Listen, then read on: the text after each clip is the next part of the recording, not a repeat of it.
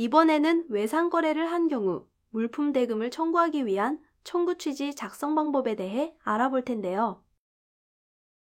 영상을 모두 시청하시면 사례를 통하여 어떠한 경우에 물품 대금 청구 소송을 할 수 있으며 청구 취지는 무엇이고 어떠한 형식으로 기재하는지, 청구 취지의 각 항목들이 무엇을 의미하는지, 이자는 어떻게 산정하는지 확인하여 청구 취지를 작성할 수 있습니다.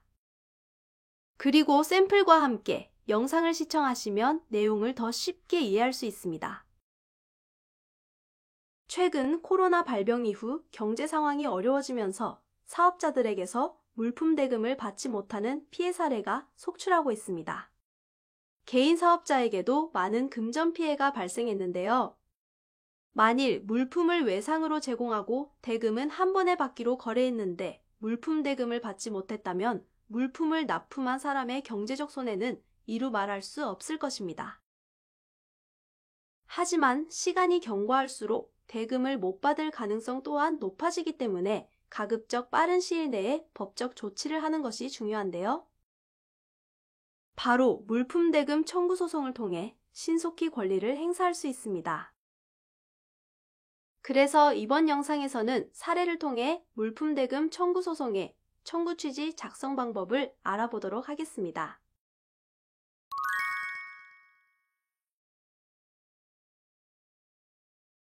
(2022년 5월 10일) 화장품 방문 판매원인 오모 씨는 편의점을 운영하는 편모 씨에게 자신이 판매하는 화장품 구입을 권유했습니다.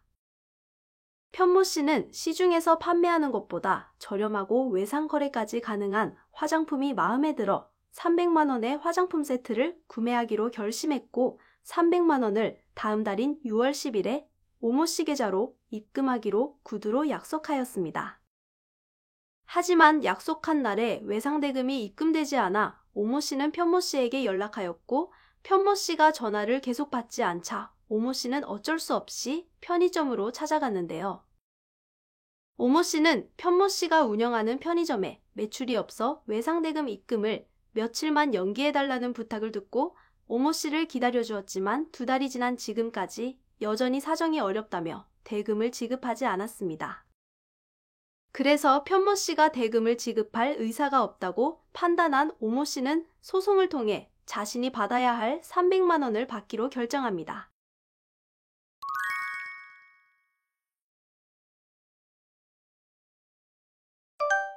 청구 취지란 소를 제기할 당시 원고가 무엇에 대하여 어떤 판결을 구하는 것인지를 표기하는 항목이므로 만일 승소하게 되면 법원에서는 원고가 작성한 청구 취지를 기반으로 하여 판결문을 작성합니다. 그래서 청구 취지는 소장의 결론에 해당하므로 가장 중요하고 기본적인 항목입니다. 그럼 이번 사례에 맞추어 작성된 청구 취지의 각 항목들은 어떠한 의미가 있고 어떻게 작성되는지 순서대로 알아보겠습니다.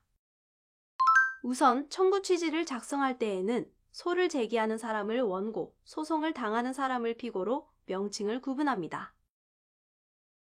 물품대금 청구 소송의 경우 지급하지 않은 물품대금을 지급하라가 기본적인 청구 취지의 형태이므로 이번 사례는 피고는 원고에게 금 300만 원을 지급하라고 기재합니다. 그리고 원고와 피고처럼 사업자 간의 거래일 경우에는 상법이 적용되므로 물품대금을 지급받기로 한 다음 날부터 상법상 연 6%의 법정 이율을 함께 청구할 수 있는데요. 만일 여러 번에 걸쳐 납품했다면 각 물품을 인도한 일자별로 이자를 계산하여 청구할 수 있지만 이번 사례는 최초로 한 번 납품하고 대금을 지급받지 못하였으므로 물품 대금을 지급받기로 한 다음 날을 기준으로 하여 이자를 청구하였습니다.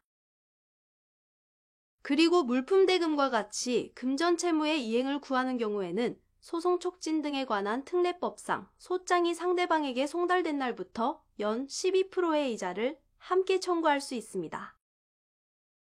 그러므로 물품 대금을 지급받기로 한 다음 날부터 이 사건 소장 부본 송달일까지는 연 6%의 비율에 의한 이자와 그 다음 날부터 다 갚는 날까지는 연 12%의 비율에 의한 금원을 지급하라고 기재합니다. 그리고 소송 진행 과정에서 발생하는 비용을 피고가 부담하라는 내용과 위자료에 대한 가집행 판결을 구하여 마무리합니다. 지금까지 청구 취지 항목들이 가지는 의미에 대해 살펴보았는데요. 여기서 조금 궁금할 수 있는 문구에 대해 자세히 알아볼까요? 1항에서 위 금원에 대하여 라는 문구는 원고가 청구하는 물품 대금 300만 원을 뜻하고 각 비율이란 앞에 기재되어 있는 연 6%와 연 12%의 두 가지 이자를 각각 뜻합니다.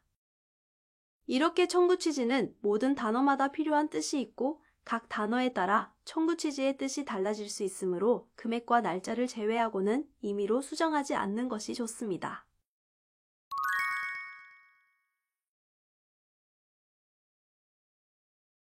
이번 영상에서는 물품대금 청구 소송의 청구 취지 작성 방법에 대하여 알아보았는데요. 좀 이해가 되셨나요? 물품대금 청구 소송의 청구 취지를 작성할 때에는 지급받지 못한 금액과 물품대금을 지급받아야 하는 날짜를 정확하게 파악하여 작성하는 것이 핵심인데요. 개인이더라도 사업자 간의 거래라면 상법상 이자를 적용하고 소장이 도달한 다음 날부터는 소송촉진법에 따른 연 12%의 이자를 함께 청구할 수 있습니다. 그럼 여러분들도 첨부된 양식을 보고 상황에 맞게 청구 취지를 작성해 보세요.